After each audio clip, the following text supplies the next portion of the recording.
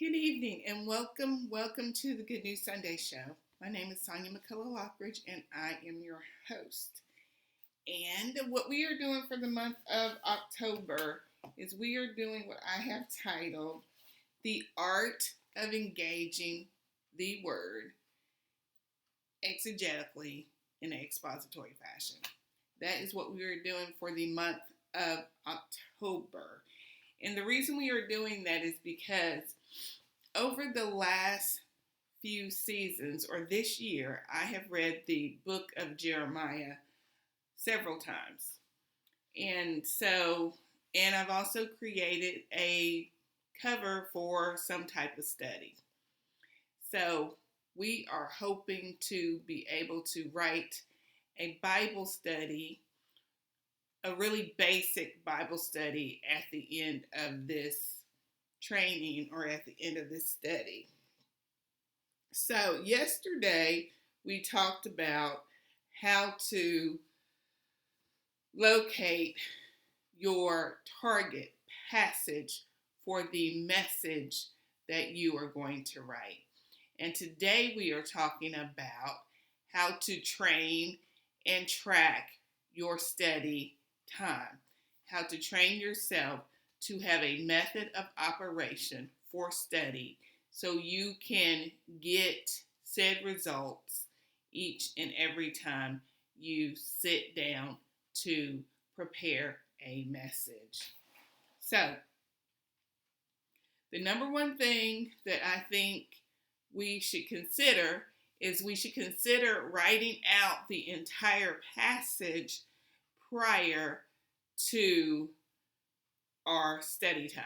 Consider writing out the entire passage with pen and paper prior to our study time. So that will be part of our study. Writing out the entire passage, the entire target passage. We're going to write it out. The next thing is to read the target passage in several different translations. Now, we did talk about different translations in tools, okay? But today we're talking about reading the target passage in several translations. Reading the target passage in several translations. And today, I got a new Bible today, actually, so I'm really excited about that.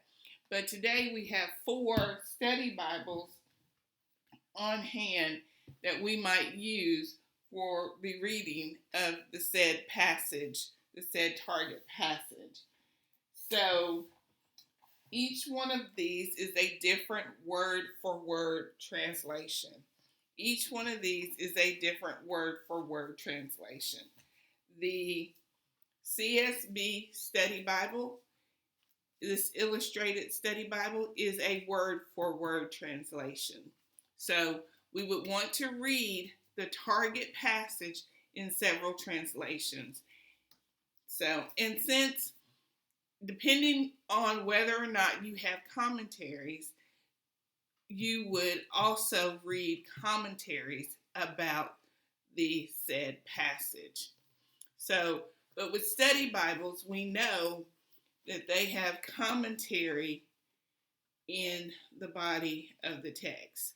So this is a CSB study Bible, and it has commentary not in the text, but outside of the text. It has commentary that flows along with the text. This is a CSB study Bible. So read the passage or target passage in several translations and write the target passage out. Write it out.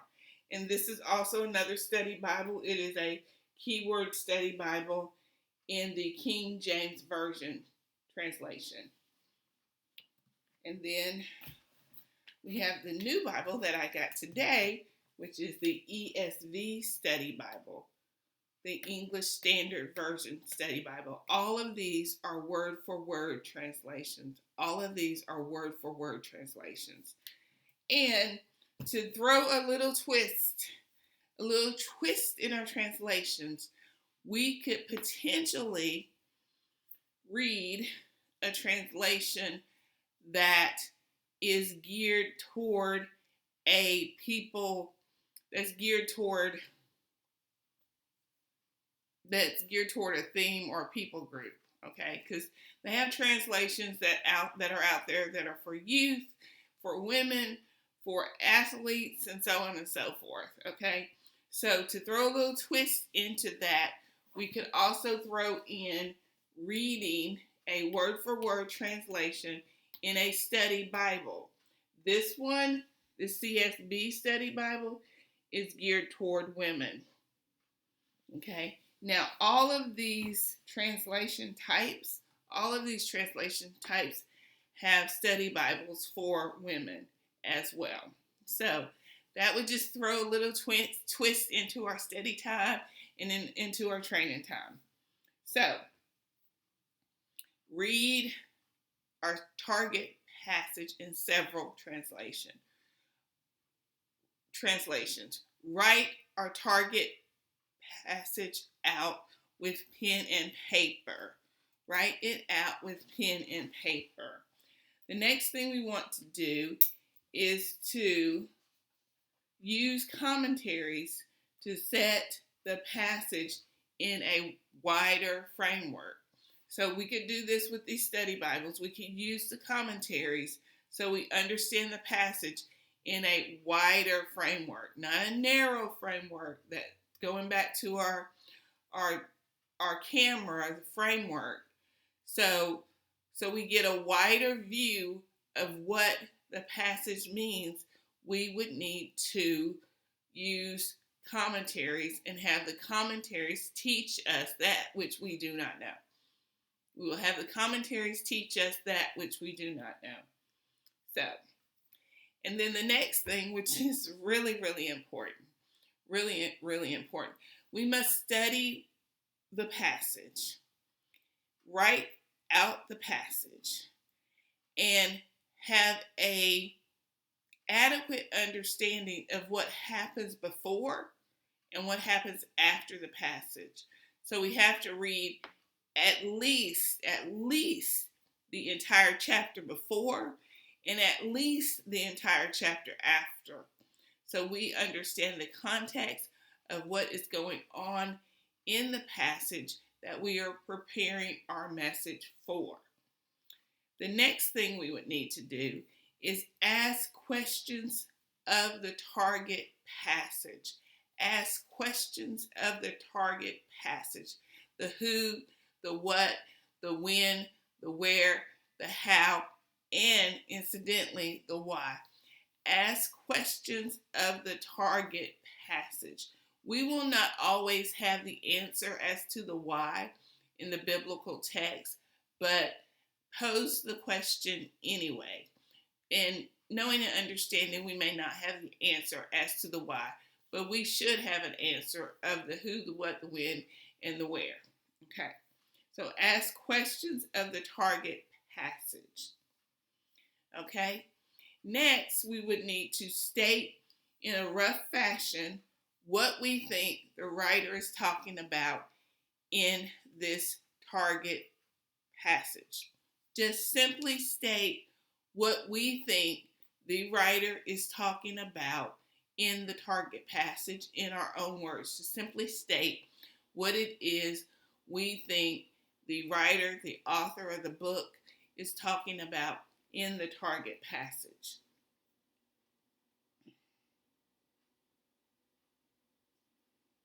And then as we are doing all of these things, as we are doing these tasks, we need to be mindful of the literary genre in which this passage falls in.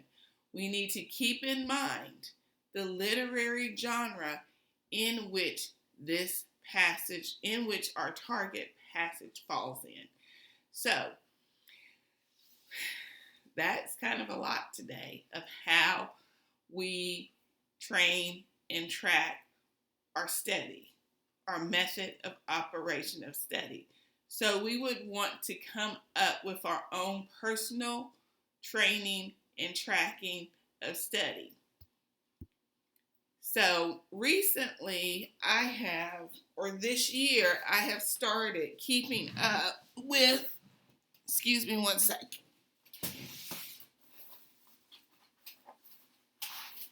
This year, I have started keeping up with what I do throughout the day in a notebook, throughout the day and throughout the week, month by month, because often I would find myself with new ideas or with phone numbers and whatnot that I didn't have and I didn't know where they were.